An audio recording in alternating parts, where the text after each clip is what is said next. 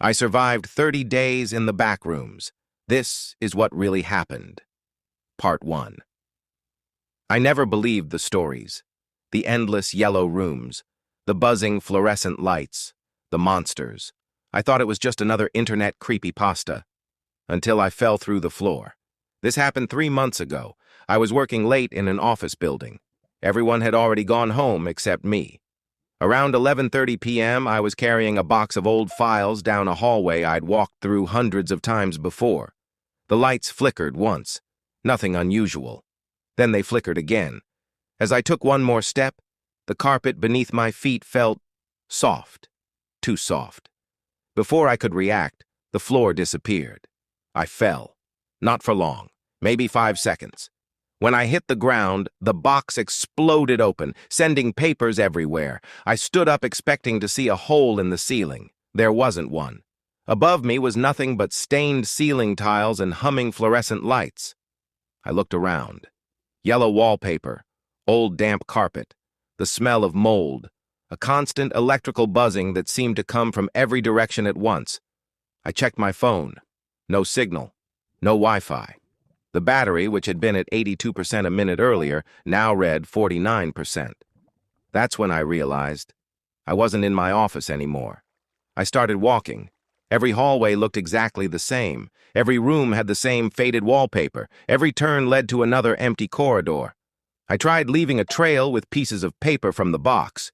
An hour later, I found one of the papers again. Except it wasn't where I'd left it. Someone had folded it into the shape of a small bird. I froze. I knew I hadn't done that. I wasn't alone. I shouted, "Hello?" No answer. Just the endless buzzing. I kept walking, trying to ignore the feeling that something was following me. Hours passed. My phone battery dropped to 20%. Still no signal. Still no exit. Then I noticed something strange. The buzzing had stopped. For the first time since arriving, it was completely silent. That silence terrified me more than the noise ever had. Because in the silence, I heard breathing. Slow, heavy, somewhere behind me.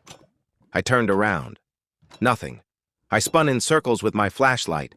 Empty hallways, no movement. Then, a single footstep echoed. Not mine, someone else's. 1, 2, 3. Each step getting closer. I ran. The footsteps immediately matched my speed. I turned left. They turned left. I turned right. They turned right. Whatever it wasn't chasing me. It was copying me. After what felt like 10 minutes, I saw an open doorway. I dove inside and slammed the door shut. The footsteps stopped outside. For almost a minute, nothing happened. Then 3 slow knocks. Knock, knock, knock. A calm voice spoke through the door. "You're new." I didn't answer. "I know you're scared." Silence. Then, "If you stay quiet, it thinks you left." The voice didn't sound threatening. It sounded tired.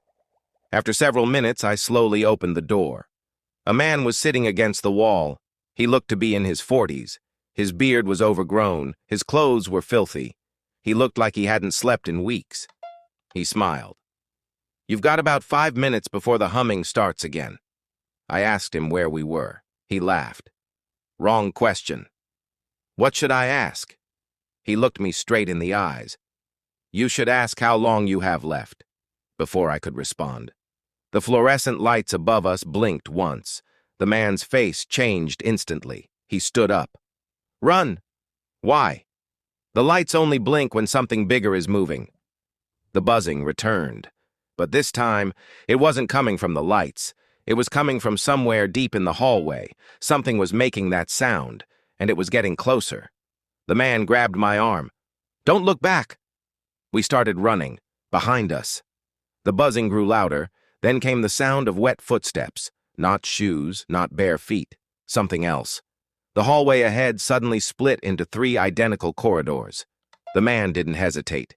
He took the middle path. I followed. Seconds later, we heard a scream echo from the corridor to our left, then another from the right. The man whispered, "It always checks the wrong hallways first." I wanted to ask what "it" was, but the answer arrived before I could.